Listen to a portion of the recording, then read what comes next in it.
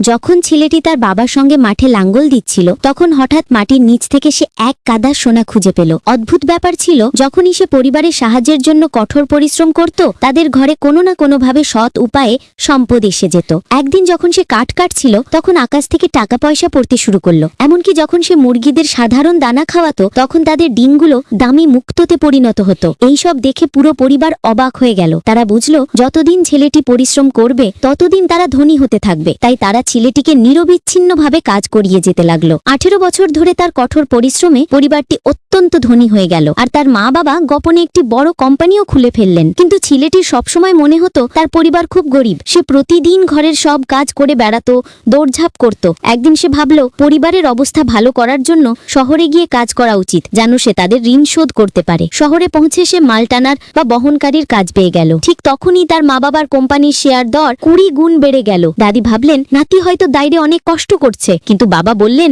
এটা তার চরিত্র গঠনের জন্য জরুরি, যাতে ভবিষ্যতে সে যোগ্য উত্তরাধিকারী হতে পারে। একদিন ভুলবশত ছেলেটি এক হোটেল মালিকের মেয়ের বাগদানের পার্টিতে ঢুকে পড়ল। মেয়েটি নিজের বাবা মায়ের ঠিক করা বিয়েতে খুশি ছিল না, তাই সে মিথ্যে বলে বসলো এই ছেলেটিই আমার প্রেমিক। দেখতে দেখতে দুজনের বিয়েও হয়ে গেল। কিন্তু মেয়েটির বাবা মা ছেলেটিকে একদমই পছন্দ করলেন না, তাই তারা তাকে 2 মাসের পরীক্ষাকাল বা প্রবেশন পিরিয়ড দিলেন। এই সময়ে ছেলেটি প্রতিদিন হোটেলে কঠোর পরিশ্রম করতে লাগলো আর সেই সঙ্গে তার মা বাবার কোম্পানির লাভও 20 গুণ বেড়ে গেল। মা চিন্তায় পড়লেন আমার ছেলে হয়তো অনেক কষ্ট করছে। দাদি পরামর্শ দিলেন চল গিয়ে দেখে আসি ও কোথায় কাজ করছে। ওদিকে মেয়েটির বাবা মাও ধীরে ধীরে ছেলেটির পরিশ্রমে মুগ্ধ হতে লাগলেন। কিন্তু তখনই মেয়েটির পুরনো বাগদাত্ত এসে হাজির হলো এক ধনী ছেলে। সে অহংকার ভরে ছেলেটিকে আদেশ দিল তার গাড়ি ধুয়ে দিতে। ছেলেটি চুপচাপ কাজ করতে লাগলো, কিন্তু ধনী ছেলেটি লোকজন ডেকে তাকে সবার সামনে অপমান করলো। বলল এই যে গ্রাম থেকে আসা এক গরিব ছেলে। ঠিক সেই সময় ছেলেটির মা বাবা একটি বিলাসবহুল গাড়িতে সেখানে পৌঁছালেন। দেখলেন সবাই তাদের ছেলেকে নিয়ে হাসছে। এই দৃশ্য দেখে তারা সিদ্ধান্ত নিলেন